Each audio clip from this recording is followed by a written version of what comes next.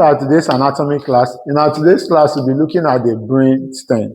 So the brainstem is essential for our existence. It controls essential activities in the human body, and the brainstem happens to be the lower part of the brain. The brainstem lies below the what? The cerebrum. This is the cerebrum right here. And in front of the cerebellum. It lies in front of the cerebellum and below the cerebrum. The brainstem is made up of three very important parts.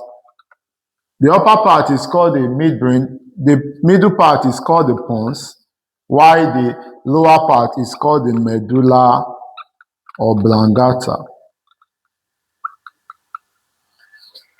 Now, if we are to remove the brainstem and draw it as a single structure, it looks like this. So this will be the midbrain, this will be the pons, and this will be the medulla oblongata.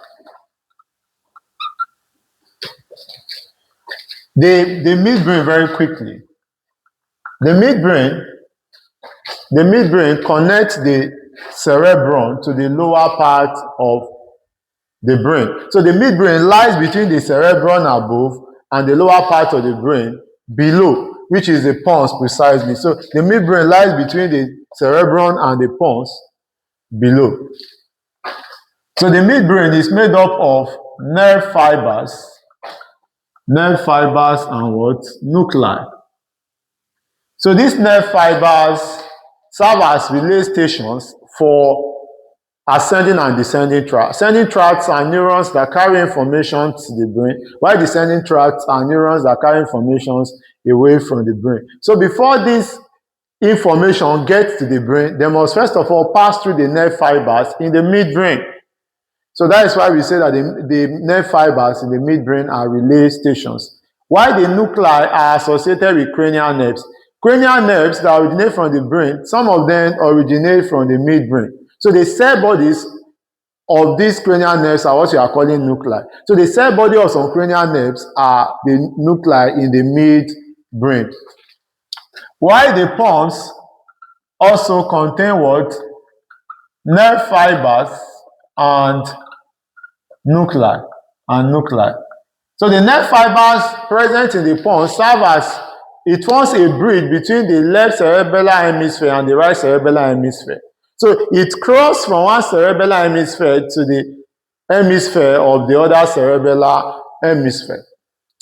So while the nuclei within the pons are also nuclei of cranial nerves. Some cell bodies of cranial nerve are situated within the what? Within the pons. And the pons, the outer part of the pons is made up of white matter, just like the spinal cord, while the inner part is made up of gray matter, just like the spinal cord. Then finally, the medulla oblongata. The medulla oblongata extends from the pons. It extends from the pons to the what? To the spinal cord. So it begins from the end of the pons and it continues as the spinal cord at the level of the foramen magnum. And the outer portion of the medulla oblongata is also made up of white matter, just like the pons. But the inner portion of the medulla oblongata is made up of gray matter. So within the gray matter, in the inner portion of the medulla oblongata, we have what we call the vital centers. So the vital centers lie within the inner portion of the medulla oblongata. They lie within the gray matter of the medulla oblongata. So these vital centers are associated with autonomic reflexes, autonomic activities such as breathing, such as heart rate, such as vomiting, coughing, sneezing, etc. So what are these vital centers? What are the vital centers of the medulla oblongata? Vital centers. Vital centers of the medulla oblongata. One, we have the respiratory center. We have the respiratory center. So we have the cardiovascular. We have the cardiovascular center. Three, we have the reflex. We have the reflex center. So the respiratory center, which is the respiratory center, control the rate of what? Respiration. The breathing rate, the rate at which we breathe in and breathe out. It does that by what? By stimulating the contractions of the diaphragm and the intercostal muscles that are primarily responsible for inspirations and even expirations. While the cardiovascular center control what? Heart rate and even blood pressure. They control the rate of the heart rate and what? Blood pressure.